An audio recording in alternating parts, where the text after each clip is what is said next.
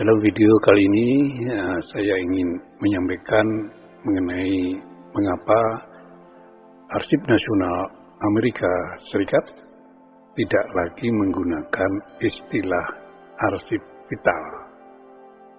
Nah, ketika saya mau mengupdate beberapa sumber referensi dari International Council on Archives, dan kebetulan saya masih mempunyai hak akses untuk beberapa referensi yang hanya dapat diakses oleh member. Saya menemukan satu artikel, satu guide tentang pengelolaan arsip vital. Nah, guide itu seperti ini ya. Jadi kita diminta untuk merujuk dan di situ diberikan link ke Arsip Nasional Amerika. Ternyata di Arsip Nasional Amerika mengenai guide arsip vital itu sudah tidak lagi dapat diunduh versi PDF-nya. Ya. Nah, seperti ini. Guide arsip vital ini itu ternyata ada satu peringatan.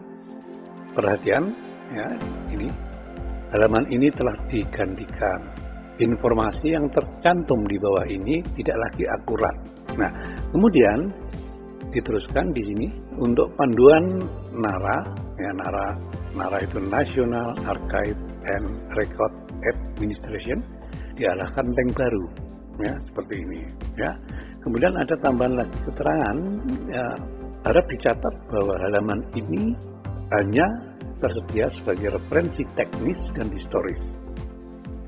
Kemudian dilanjutkan lagi, konten ini pada akhirnya akan dihapus. Nah, kemudian saya coba klik link ya yang ditunjukkan oleh NARA ini. Nah, di dalam link berikutnya ini ya kita menemukan satu guide baru, guide arsip esensial.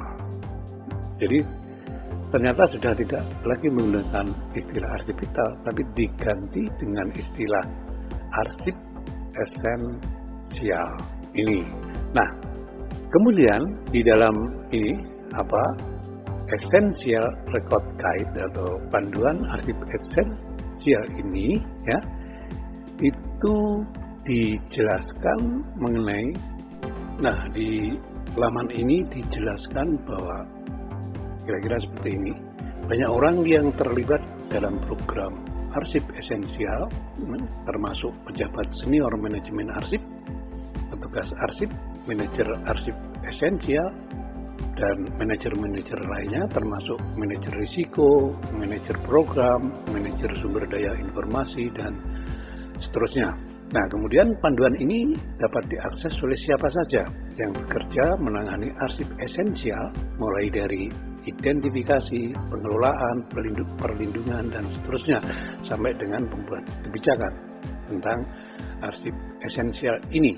Ya, baik itu yang bekerja di organisasi pemerintah maupun organisasi non pemerintah federal, kemudian juga yang bekerja di arsip negara bagian dan arsip kota, kemudian yang bekerja di lembaga kearsipan etnis, maksudnya kelompok-kelompok etnis di sana ada yang mendirikan lembaga kearsipan, kemudian asosiasi sejarah, perpustakaan, museum, dan perguruan tinggi. Dan di situ juga dijelaskan. Panduan ini membahas mengenai identifikasi dan perlindungan arsip ya, esensial, maksudnya baik yang informasinya sudah diklasifikasi maupun yang belum. Dan juga panduan ini menyediakan akses informasi yang dibutuhkan untuk melakukan urusan bisnis dalam kondisi operasi darurat atau untuk melindungi hak hukum dan keuangan pemerintah federal dan orang-orang yang dilayaninya.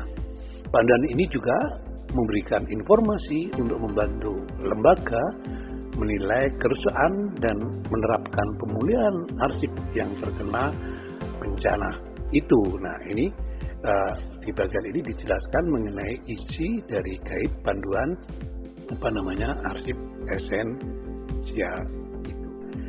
Ternyata berbeda dari daftar isinya, itu berbeda dengan yang arsip vital yang diterbitkan versi web tahun 1999. Dan kemudian di panduan ini juga dilengkapi ilustrasi ya, seperti gambar ini. Jadi ada beberapa ilustrasi dan juga ada tambahan mengenai ini, glossary of term. Jadi istilah-istilah juga diberi penjelasan. Nah, yang lebih penting lagi adalah bahwa di dalam buku ini itu dijelaskan alasan mengapa Arsip Nasional Amerika Serikat dan juga beberapa perguruan tinggi seperti ini ya, Ohio State University, itu juga sudah tidak lagi menggunakan istilah arsip vital, tetapi menggunakan istilah arsip esensial. Nah, alasannya apa? Ternyata begini. Jadi setelah Amerika Serikat dilanda badai Katrina tahun 2005, kemudian para pejabat di arsip negara bagian dan juga pejabat di arsip non pemerintah itu menyarankan kepada Badan Manajemen Darurat Federal atau FMA ini agar penggunaan istilah arsip vital dirubah. Ya. Mengapa dirubah?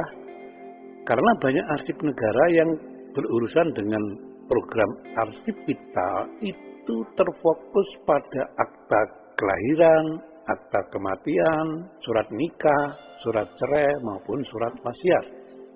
Ini usul dari beberapa pejabat di lembaga kearsipan di Amerika Serikat pada waktu itu. Nah, kemudian sebagai respon dari usulan-usulan itu, kemudian ini Badan Manajemen Darurat Federal itu mengadopsi istilah